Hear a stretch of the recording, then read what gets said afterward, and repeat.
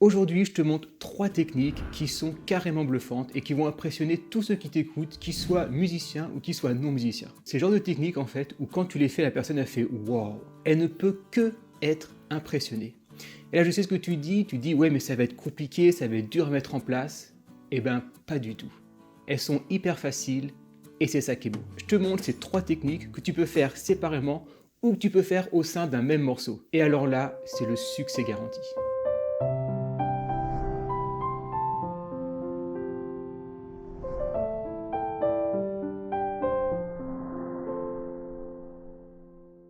Quand tu feras ces techniques qui vont probablement rendre les autres pianistes jaloux et qui vont se demander « mais comment tu fais ?» Tu peux si tu veux leur expliquer, mais un magicien normalement ne dévoile pas ses tours.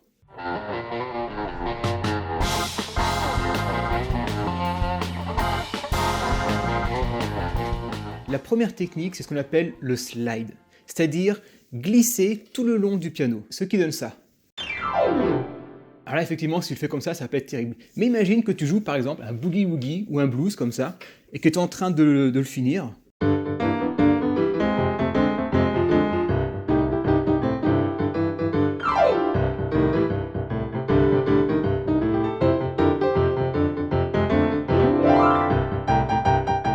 Alors concrètement, comment on le fait, comment on l'utilise?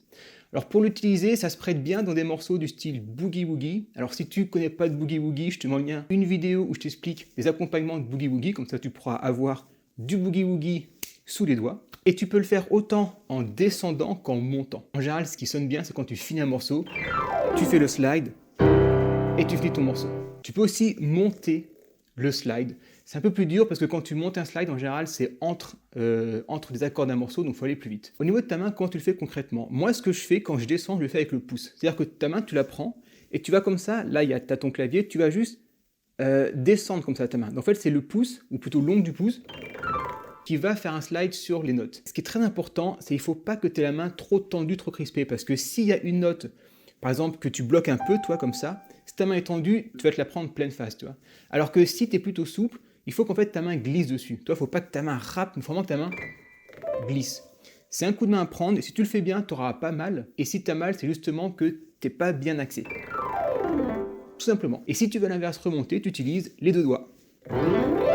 Avec la même souplesse pour qu'en fait tes doigts glissent dessus. Et par exemple, tu peux très bien le faire sur des morceaux rythmés du genre les morceaux un petit peu de tzigane, un petit peu... On peut faire un truc du genre...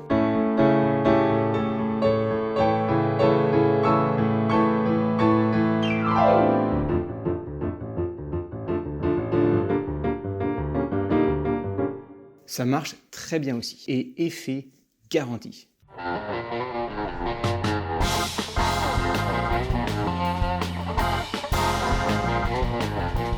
Deuxième technique bluffante, ça va être la trille. Alors là, tu dis, bah de quoi la trille? Tu me parles d'une trille comme ça, du genre les trilles qu'on a en classique?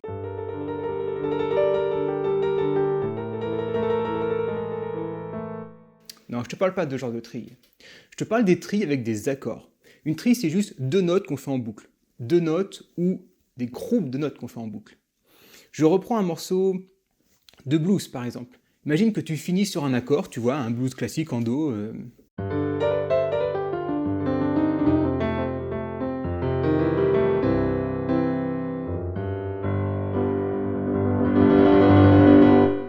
C'est de ce genre de trille que je te parle. C'est idéal pour finir un morceau, en blues ça passe très bien, pour commencer un morceau par exemple du genre...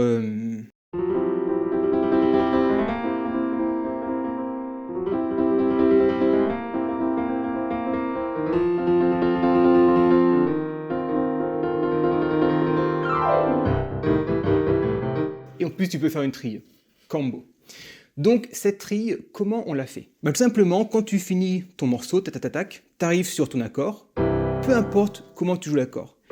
Et tu as plusieurs choix. Soit tu vas faire une trille, mais avec tes 2 mains en fait. Tu vas imaginer qu'au lieu de faire des trilles avec des notes, tes mains ce sont des paquets de notes. Donc ta main gauche, c'est un seul ensemble, ta main droite, c'est un seul ensemble. Et donc tu vas alterner. Et bien sûr, avec un petit fortissimo, toi, pour faire gonfler, gonfler, gonfler à la fin. Bon, faut pas trop en abuser non plus, parce que comme tout, trop d'effets casse l'effet. Mais tu comprends le principe. Donc il faut être assez tonique sur les mains, parce que ça va être toutes les mains. Oui, on a 40 mains.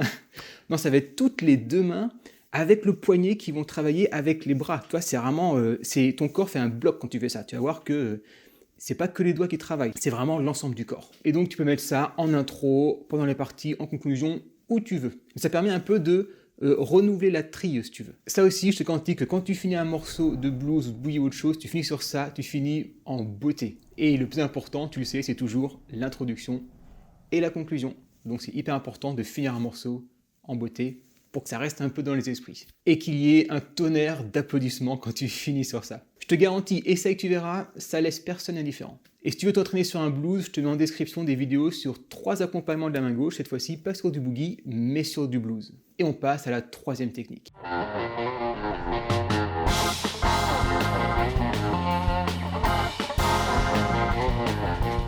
La 3e technique, qui va aussi impressionner ceux qui t'écoutent, ça va être de passer ta main gauche au-dessus de ta main droite. Là, tu vas sûrement me dire, oui, mais j'ai pas de morceau concrètement qui me permet de faire ça, ou la partition a été écrite pour que je passe une main au-dessus de l'autre. C'est vrai, mais tu peux très bien le faire même si tu n'as pas besoin de le faire. Toi, imagine que tu joues un morceau comme ça.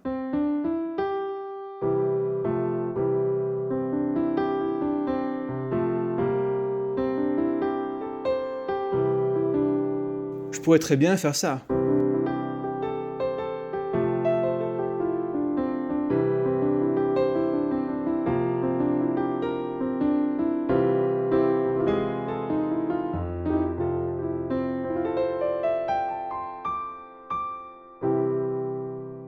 Tu vois, là, j'ai pas besoin de le faire, mais je peux quand même le faire. Et c'est ça qui est plutôt pas mal. Par exemple, on peut le faire aussi sur, je sais pas, des morceaux classiques. Tiens, il y a Lacrimosa de Mozart. Je sais plus, ça doit faire...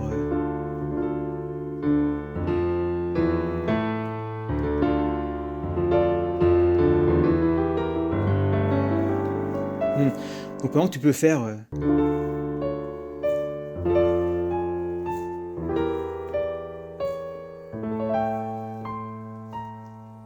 Toi, tu peux très bien le faire comme ça. Alors, c'est un peu plus dur, c'est vrai, mais ça fait son petit effet. Bref, tu as compris, tu peux le faire sur tous les morceaux. Le morceau que tu joues à l'heure actuelle, tu peux forcément le faire dessus. Je te mets également un exemple où là, tu as la partition et tu as vraiment les morceaux qui sont faits pour. C'est la musique Interstellar. J'ai fait un tuto pour l'apprendre avec 3 parties, dont des parties où la main gauche fait des va-et-vient à droite et à gauche de la main droite. Est-ce que c'est clair ?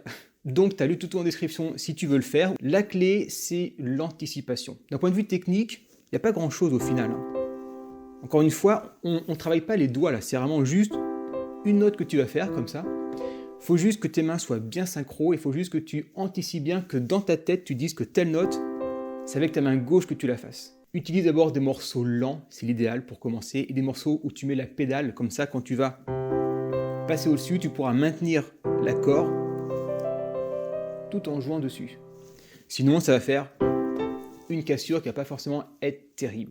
Si tu arrives à faire ces 3 techniques au sein d'une même improvisation, alors là, tu es la star assurée. Et d'ailleurs, si tu veux improviser, si tu veux faire tes premiers pas, je te mets mes cours en ligne qui sont gratuits, qualitatifs. C'est plusieurs cours pour débuter l'improvisation et tu pourras, après ces cours, essayer par-dessus ces techniques pour pouvoir enrichir un peu ta technicité et tes effets de jeu, on va dire, pianistiques. Et pour rester dans le côté épique, je te mets un morceau.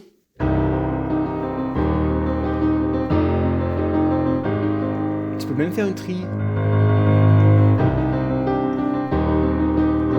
Donc le morceau, je te le mets ici. Et comme ça, tu auras un morceau épique où tu pourras essayer d'utiliser ces 3 techniques. Je te souhaite une excellente journée. Éclate-toi avec ça. Et mets-moi en commentaire si tu es arrivé à bluffer ou à impressionner d'autres pianistes ou d'autres personnes qui t'écoutent. À très bientôt. Ciao.